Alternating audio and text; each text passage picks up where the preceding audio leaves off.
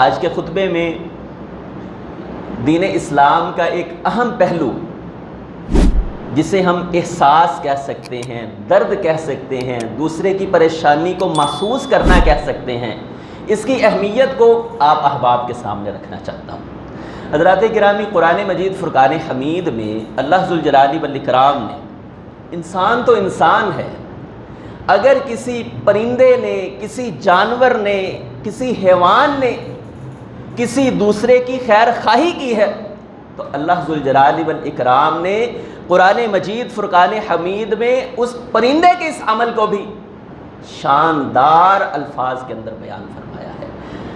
سیدنا سلیمان علیہ السلام، آپ جانتے ہیں اللہ ذوالجلال والاکرام نے انہیں ایسی بادشاہی عطا فرمائی جو کسی کے حصے میں نہیں آئی۔ پرندوں کی بولیاں سن لیا کرتے، ہواؤں کو حکم دیتے، ہوائیں ان کے تخت کو اڑا کر جہاں جانا چاہتے ہواؤں کے دوش پر جا رہے ہوا کرتے تھے۔ ایک وادی سے گزر رہے ہیں، چونٹیوں کی جماعت موجود ہے، چونٹیوں کی سردار چونٹی نے باقی چونٹیوں سے یہ کہا، یا ایھا النمل ادخلوا مساکنکم لا یحطمنکم سلیمان، چونٹیوں اپنی بلوں میں داخل ہو جاؤ، کہیں ایسا نہ ہو سلیمان کا لشکر تمہیں اپنے پاؤں تلے رون دے، وَهُمْ لَا يَشْعُرُونَ، اور تمہیں اس بات کا علم بھی نہ ہو کہ تمہارا نقصان ہو چکا ہے۔ ایک چونٹی نے دوسری چونٹیوں کے ساتھ خیر خواہی کی، اللہ ذوالجلال والاکرام نے قرآن مجید فرقان حمید میں اس بات کا تذکرہ کیا ہے کہ چونٹی نے دوسری چونٹیوں کی خیر خواہی کی ہے۔ قرآن مجید کی ایک بڑی مشہور و معروف سورت جس کا نام سورہ کہف ہے، 15ویں سپارے کی یہ سورت ہے۔ ہر جمعے کے روز رسول اللہ صلی اللہ علیہ وآلہ وسلم نے اس کی تلاوت کرنے کا حکم دیا ہے۔ میں اور آپ اس عمل سے محروم ہیں، اور بلکہ آپ علیہ السلام نے اس کی ابتدائی 10 آیات کو یاد کرنے والے کے لیے فرمایا کہ اللہ اسے فتنہ دجال سے محفوظ رکھنے والے ہیں، اتنی اہمیت کے حامل۔ اس سورت کے اندر اللہ تعالیٰ نے اس کتے کا تذکرہ کیا ہے، وَكَلْبُهُ، کلب کہتے ہیں عربی زبان میں کتے کو، وَكَلْبُهُ بَاسِطٌ ذِرَاعَيْهِ بِالْوَسِيدِ، وہ نوجوان جو توحید کی خاطر، اسلام کی خاطر گھر بار سے نکلے، بادشاہ وقت کا ظلم اس سے پریشان ہے، ایک غار کے اندر پناہ لی۔ اللہ ذوالجلال والاکرام نے اس غار کا تذکرہ کیا، اور غار کے باہر کتا اپنے بازوؤں کو پھیلائے بیٹھا ہے کہ کہیں کوئی آدمی اس غار کے اندر داخل نہ ہو۔ مالک الملک احکم الحاکمین نے کتے کی ہمدردی کا تذکرہ قرآن کے اندر کیا ہے۔ حضرات گرامی، یہ دونوں باتیں بیان کر کے آج میں اور آپ ذرا اپنے گریبان کے اندر جھانکیں کہ آج مجھے اپنے مسلمان بھائی کا کس قدر احساس ہے۔ رسول اللہ صلی اللہ علیہ وآلہ وسلم نے فرمایا، اشعری قبیلے کے لوگ بڑے ہی شاندار لوگ ہیں، بڑے معیاری لوگ ہیں۔ جسے اللہ کے حبیب کہہ دے معیاری آدمی ہے، جیسے آپ علیہ السلام نے ایک صحابی کے متعلق فرمایا جس کا نام ہے خریم رضی اللہ تعالیٰ عنہ کے متعلق فرمایا، خریم بڑا شاندار آدمی ہے، معیاری آدمی ہے۔ اللہ کے حبیب کی زبان سے ان الفاظ کا نکلنا کہ خریم معیاری آدمی، آپ اندازہ کیجئے کہ اس کے معیار کا کیا لیول ہو۔ اللہ کے حبیب علیہ السلام نے اشعری قبیلے کی تعریف کرتے ہوئے فرمایا اشعری قبیلہ، اچھا یہ وہی قبیلہ ہے سیدنا ابو موسیٰ اشعری رضی اللہ تعالیٰ عنہ جس قبیلے سے تعلق رکھنے والے ہیں۔ فرمایا بڑا شاندار ان کا عمل کیا ہے، شاندار کس وجہ سے ہے؟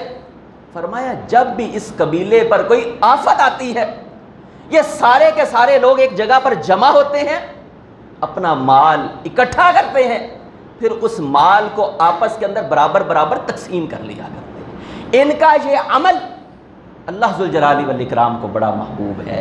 اشعریوں کی یہ شان ہے کہ اگر ایک غریب ہے دوسرا امیر ہے، امیر غریب کے دکھ درد کو بانٹ لیا کرتا ہے۔ حضرات گرامی، اللہ کے حبیب علیہ السلام حال ہی نے کہا، وہ نبیوں میں رحمت لقب پانے والا، غریب مرادوں کی بر لانے والا، یتیموں مسکینوں کے کام آنے والا، غریبوں کا ماوا، یتیموں کا ملجا۔ اللہ کے حبیب علیہ السلام غریبوں کے کام آنے والے، دکھ درد کو بانٹنے والے۔ غزوہ بدر کا موقع ہے، سواریوں کی تعداد کم ہے، تین بندوں کے حصے میں ایک ایک اونٹ آ رہا ہے، باری باری اس پر سوار ہونا ہے۔ غزوہ بدر کا موقع ہے، اسباب انتہائی کم ہیں۔ اللہ کے حبیب علیہ الصلاۃ والسلام کے حصے میں جو اونٹ آیا، اس پر کون کون سوار ہوگا؟ سیدنا علی المرتضی رضی اللہ تعالیٰ عنہ، سیدنا ابو لبابہ رضی اللہ تعالیٰ عنہ، اور تیسرے امام کائنات محمد الرسول اللہ صلی اللہ علیہ وآلہ وسلم۔ یہ تین لوگ سوار ہوں گے باری باری۔ جب باری اللہ کے حبیب علیہ الصلاۃ والسلام کی آتی تو یہ دونوں ساتھی کہتے، اللہ کے حبیب آپ سوار رہیں، ہم پیدل چلیں گے، آپ سوار رہیں، ہم پیدل چلیں گے۔ مرید کو میسر نہیں مٹی کا دیا بھی، گھر پیر کا بجلی کے چراغوں سے ہے روشن۔ حضرات اللہ کے حبیب علیہ الصلاۃ والسلام جہاں جس صف میں مرید کھڑا ہے، کائنات کے امام بھی اس صف کے اندر کھڑے ہوئے ہیں، اور یہاں پر کرونا کے دنوں میں پیر صاحب وائرس سے بچنے کے لیے گاڑی کا شیشہ نہیں نیچے کر رہے ہیں، اور مرید گاڑی کے اوپر سے ہی ہاتھ پھیر کر اپنے سینے کو ٹھنڈا کر رہا ہے۔ یہ تعلیم نبوی نہیں ہے۔ اللہ کے رسول صلی اللہ علیہ آپ علیہ الصلاۃ والسلام اپنے ان ساتھیوں کو مخاطب کرتے ہوئے فرماتے ہیں، کیا تم مجھ سے طاقت میں زیادہ ہو؟ جہاں باری کا معاملہ ہے، اگر باری کائنات کے امام کی ہوگی، میں بیٹھنے کو ترجیح نہیں دوں گا، پیدل چلنے کو ترجیح دوں گا۔ حضرات گرامی، احساس ذمہ داری کیا ہے، درد کا احساس کیا ہوا کرتا ہے، یہ ساری باتیں میں کس تناظر میں کر رہا ہوں۔ آج کل سیلاب کے دن ہیں، آپ یقین جانیے، مارکیٹ کا چکر لگائیے، منڈی کا چکر لگائیے، عبداللہ اور عبد الرحمن جو منڈی کے اندر ٹھیلے پر بیٹھے ہوئے ہیں، سہیل جو منڈی کے اندر جا کر اپنی چیز کو فروخت کر رہا ہے، سیلاب کا بہانہ بنا کر کئی گنا چیزوں کے نرخ بڑھا دیے گئے ہیں لوٹنے کا۔ اور وہ ویڈیو بھی وائرل ہوئی جلال پور پیر والا کے اندر، نوجوان یہ بات کہہ رہا ہے کشتی والے کو، اللہ تعالیٰ ان بھائیوں کو جزائے خیر دے جن کا آپریشن نہ رات کو رکتا ہے نہ دن کو رکتا ہے، جو اپنی جانوں کی پرواہ کیے بغیر دوسروں کی جانوں کو بچانے میں مصروف ہیں۔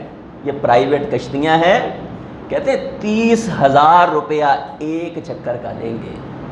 درد دل کے واسطے پیدا کیا انسان کو، اور نام بھی اللہ نے انسان رکھا، انس سے، محبت سے۔ اگر انسان کے اندر محبت نہ ہو، انسان کہلوانے کا حقدار نہیں ہے۔ وہ کہہ رہے ہیں میری والدہ پیچھے گھر میں موجود ہے، کہتا ہے مجھے نہیں پتا تمہاری ماں سے کشتی پٹرول سے چل رہی ہے، یہ کوئی فری سے نہیں چل رہی ہے، پانی سے نہیں چل رہی، میں نے اس کا خرچہ نکالنا ہے، والدہ ڈوبتی ہے ڈوب جائے، مجھے پیسوں سے غرض ہے، دینے ہیں دو، نہیں دینے نہ دو۔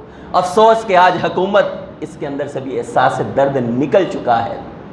جو ساتھی یہ کام کر رہے ہیں، سیلابوں کے اندر اپنی جان کھپا رہے ہیں، گورنمنٹ کا جب چکر لگتا ہے کہتے ہیں اگر کام کرنا ہے ہماری تصویر کے ساتھ کرو، نہیں کرنا تو اپنی کشتیاں ہماری تحویل کے اندر دے دو۔ جلال پور پیر والا کے اندر، پاکستان کے اندر سب سے زیادہ تباہی ملتان کے علاقے جلال پور پیر والا کے اندر ہوئی۔ 2-3 دن پہلے مریم نواز کا چکر لگا، ساری کشتیاں اپنی تحویل میں لے لی گئی۔ کیوں؟ کہ کوئی رفائی ادارہ حکومت سے آگے بڑھے، ہمیں یہ منظور نہیں ہے۔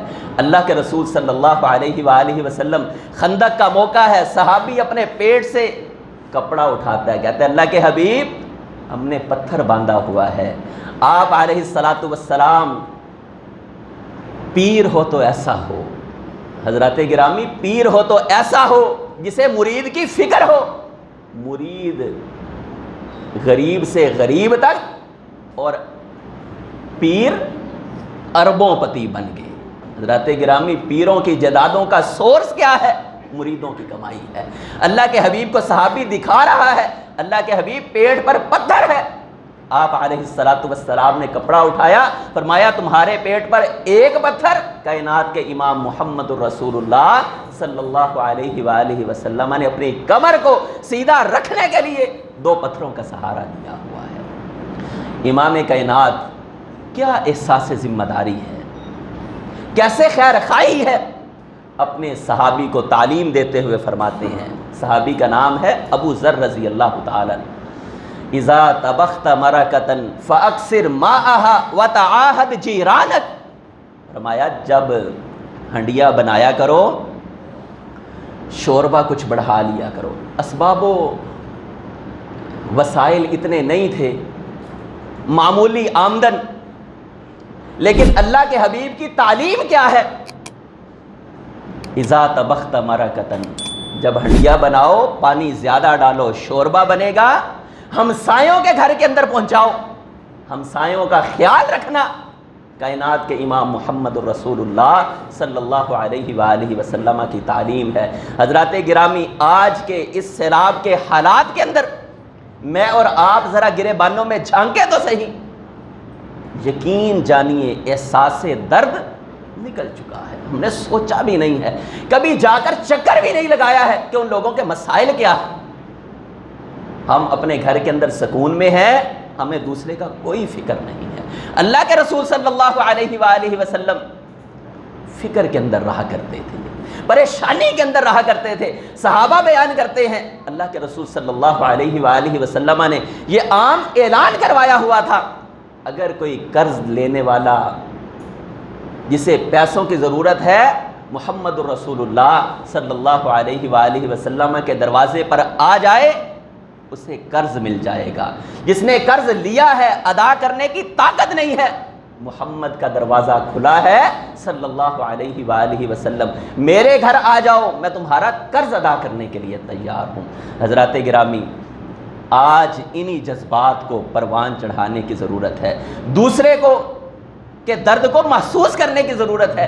ایک نوجوان لکھتا ہے کہ میری والدہ ایک دفعہ ہمسایوں کے گھر سے نمک مانگ رہی تھی، اتنے میں بھی پہنچا، میں نے کہا اماں آپ نمک مانگ رہی ہیں، کل نمک لایا ہوں، کچن میں وافر مقدار میں نمک موجود ہے۔ کہنے لگی بیٹا بات سنو، بات یہ ہے مجھے بھی معلوم ہے گھر کے اندر نمک موجود ہے، لیکن میں کیوں مانگ رہی ہوں؟ ہمارے یہ ہمسائے غریب ہیں، یہ گاہے بگاہے ہم سے چیزیں مانگتے رہتے ہیں۔ بسا اوقات انسان کے دل میں ہچکچاہٹ آ جاتی ہے، شرمندگی آ جاتی ہے کہ ہم ہی مانگتے ہیں، انہوں نے کبھی نہیں مانگا۔ میں نے نمک کا سوال اس لیے کیا ہے تاکہ ان کو ہچکچانے کی ضرورت پیش نہ آئے، جب وہ آئیں تو ان کے ذہن میں یہ بات ہو کہ کل یہ عورت ہمارے گھر سے نمک کا سوال کرنے کے لیے آئی تھی۔ حضرات گرامی، کبھی ریڑھی سے گزرتے ہوئے کسی بزرگ کو وہ سائیکل گھسیٹتے ہوئے دیکھ کر میں اس سے یہ وہ 1 درجن کیلے لے کر بیٹھا ہوا ہے، بھائی کتنے کے ہیں؟ 100 روپے کے ہیں۔ نہیں، میں تو 500 روپیہ دوں گا۔ حضرات گرامی، یہ جذبات کاش میرے دل کے اندر پیدا ہو جائیں۔ درد رکھنے والے کبھی اس طرح بھی کر لیا کرتے۔ وہ روایت آپ نے سنی ہوئی، اللہ کے رسول صلی اللہ علیہ وآلہ وسلم کی ایک صحابی نے دعوت کی اور کدو اور گوشت پکایا۔ اللہ کے رسول صلی اللہ علیہ وآلہ وسلم اس سالن میں سے کدو نکال کر کھا رہے ہیں۔ اچھا، ہم نے یہ سنا ہے اللہ کے حبیب کو کدو بڑے پسند تھے۔ آج میں نے جب اس روایت کو پڑھا تو حافظ عبدالسلام بن محمد رحمۃ اللہ علیہ نے اس کے نیچے ایک نکتہ بیان کیا، کہتے ہیں ہم نے تو آج تک یہی سنا ہے، اماں جان سیدہ عائشہ فرماتی ہیں اللہ کے حبیب کو گوشت بڑا پسند تھا، آپ شانے کا گوشت بڑے شوق سے کھایا کرتے تھے۔ کیا وجہ بنی کہ صحابی کے گھر گئے اور کدو چن چن کر کھا رہے ہیں؟ کہتے ہیں کدو کھانے کا مزہ بڑا آ رہا ہے۔ یہاں نکتہ یہ ہے اللہ کے حبیب کو پسند گوشت ہے، لیکن اس صحابی کی غربت کا لحاظ رکھتے ہوئے کائنات کے امام محمد الرسول اللہ صلی اللہ علیہ وآلہ وسلم فرما رہے ہیں کہ مجھے کدو بڑے پسند ہیں۔ حضرات گرامی، یہ انداز بھی ہے کسی کے ساتھ محبت کا، کبھی یہ انداز بھی اختیار کیجئے۔ ابو علی سینا لکھتے ہیں کہ ہم 4 بھائی اور 5ویں ہماری والدہ، اور گھر میں سیب 4، بندے 5 ہیں، سیب 4 ہیں۔ اب ماں کی محبت کیا ہے، احساس ہمدردی کیا ہے؟ ماں اس موقع پر کہہ رہی ہے مجھے تو سیب پسند نہیں ہے تاکہ میری اولاد کھا لے، کاش میں جس سالن کے اندر، جس برتن کے اندر کھا رہا ہوں، میرے ساتھ بیٹھے ہوئے کو میں یہ بات کہہ دوں مجھے گوشت پسند نہیں ہے۔ مقصد یہ ہے کہ یہ بوٹی اس کے پیٹ میں اتر جائے، لیکن میں سب سے پہلے اسے چھین لیتا ہوں، پکڑ لیتا ہوں۔ حضرات گرامی، یہ انسانیت نہیں ہے۔ رسول اللہ صلی اللہ علیہ وآلہ وسلم نے مسلمان کی تعریف کرتے ہوئے فرمایا تھا، مسلمان ہوتا ہی وہ ہے وَإِذَا اسْتَنصَحَكَ فَانصَحْ لَهُ، فرمایا جب اس سے نصیحت طلب کی جائے، خیر کی بات طلب کی جائے، مشورہ طلب کیا جائے، پھر پوری ذمہ داری کے ساتھ مشورہ دینے والا ہو۔ کہیں ایسا نہ ہو ہم تو سیکھے تجربوں سے اور تمہیں ہم سارا تجربہ دے دیں، ایسا نہیں ہے۔ ٹھوکریں کھاؤ گے تو خود ہی سمجھدار بن جاؤ گے۔ حضرات گرامی، یہ مسلمان کی عادت نہیں ہوا کرتی ہے۔ اپنے تجربات کو شیئر کرنا چاہیے، اچھا مشورہ دینا چاہیے، دوسرے کے کام آنا چاہیے۔ اور رسول اللہ صلی اللہ علیہ وآلہ وسلم نے فرمایا، وہ آدمی ایمان کے اندر مکمل نہیں ہو سکتا ہے، خود کا پیٹ بھرا ہوا ہے، ہمسایہ بھوکا سو رہا ہے۔ اسلاف اتنا بھی خیال رکھا کرتے تھے۔ یہ احساس ہمدردی ہے، احساس ذمہ داری ہے، یہ احساس ہے۔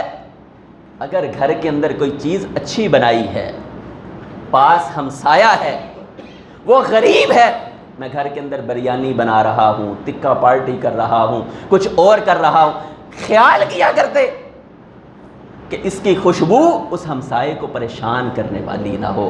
حضرات، آج دکھ درد کو بانٹنے کا وقت ہے، گھروں میں پڑے ہوئے بستروں کو نکالنے کا وقت ہے۔ اشعری قبیلے کی مثال آپ کے سامنے رکھی۔ اللہ کے حبیب فرماتے ہیں، سارا سامان جمع کرتے ہیں، پھر برابر برابر بانٹ لیا کرتے ہیں۔ اس لحاظ سے اشعری قبیلہ بڑا شاندار ہے۔ کاش ہماری گلی کے اندر رہنے والے غریب ہم سامان کو اکٹھا کریں۔ آج تو یہ حالت ہے۔ رسول اللہ صلی اللہ علیہ وسلم کا فرمان سنیے، پھر اسے اپنے اوپر اپلائی کیجئے۔ فرمایا، وہ تاجر اللہ کی جنت میں نہیں جائے گا جس نے مال کو روکے رکھا، اور مسلمانوں کو اس مال کی ضرورت ہے، جسے آپ ذخیرہ اندوزی کرنا کہا کرتے ہیں۔ یہاں پر حکومتوں سے لے کر عام تاجر تک ذخیرہ اندوزی پر کھڑے ہوئے ہیں۔ مارکیٹ کے اندر ڈیمانڈ بڑھے گی، پھر مال پھینکیں گے، پھر تاکہ اپنی مرضی کی قیمت لیں گے۔ فرمایا اللہ کی جنت میں داخل نہیں ہو سکتا ہے۔ حضرات گرامی، جہاں نمازیں ضروری ہیں، تہجد ضروری ہے، قرآن کی تلاوت ضروری ہے، وہیں پر مسلمان کا ہمدرد ہوا کرتا ہے۔ کاش اللہ تعالیٰ مجھے بھی ہمدردی کے یہ جذبات عطا کر دے۔ اگر میرے پاس استطاعت موجود ہے، اب یقین جانیے ہم ساتھیوں سے کہتے ہیں اللہ نے اس آزمائش سے محفوظ رکھا، اگر میرا گھر گر جائے، مال مویشی تباہ ہو جائیں، گھر کے افراد پانی کے اندر بہہ جائیں، ذرا سوچئے تو صحیح میری حالت کیا ہونے والی ہے۔ کچھ بھی پلے نہ رہے اور اللہ مجھے بچا لیں، میں گھر میں سکون سے سو رہا ہوں، 100 روپے کا مطالبہ کیا جائے کہ بھائی ایک وقت کا کھانا آپ کے پیسوں سے، میں سوچ میں پڑ جاؤں۔ حالات نہیں ہیں، ہم آج مر جائیں حضرات گرامی، کوئی بھی پیسہ ہمارے کام نہیں آئے گا۔ پیسہ وہی کام آنے والا ہے جو انسان نے اپنی زندگی کے اندر اللہ کی راہ کے اندر خرچ کر دیا ہے۔ آج اللہ نے اگر ہمیں محفوظ رکھا ہے تو اخوت کی وہ مثالیں قائم کر جائیں جو صحابہ کرام رضوان اللہ علیہم اجمعین نے قائم کی تھیں۔ اللہ تعالیٰ مجھے بھی احساس ہمدردی عطا فرمائے، مجھے بھی یہ عمل اختیار کرنے کی توفیق عطا فرمائے، اور آپ بھائیوں کو بھی احساس ہمدردی کے ساتھ زندگی بسر کرنے کی توفیق عطا فرمائے۔ وآخر دعوانا ان الحمدللہ۔